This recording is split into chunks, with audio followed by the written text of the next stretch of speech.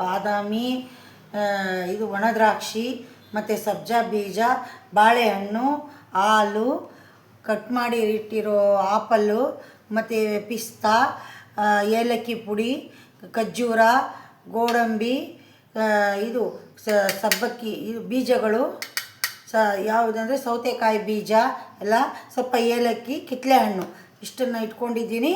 ಇದನ್ನು ಎಲ್ಲ ಸ್ವಲ್ಪ ಸ್ವಲ್ಪ ಮಿಕ್ಸ್ ಮಾಡ್ತಾಯಿದ್ದೀನಿ, ನೋಡ್ಕೊಳ್ಳಿ.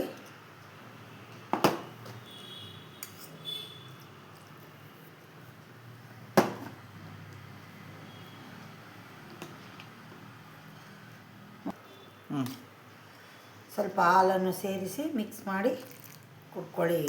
ಆರೋಗ್ಯಕ್ಕೆ ಬಹಳ ಒಳ್ಳೆಯದು. ಜೀರ್ಣಶಕ್ತಿ ಮತ್ತು ಉಷ್ಣಾಂಶ ಜಾಸ್ತಿ ಆದರೆ ಮಾಡ್ಕೊಂಡು ಕುಡಿಯಿರಿ, ತುಂಬ ಒಳ್ಳೆಯದು. ಹಣ್ಣುಗಳೆಲ್ಲ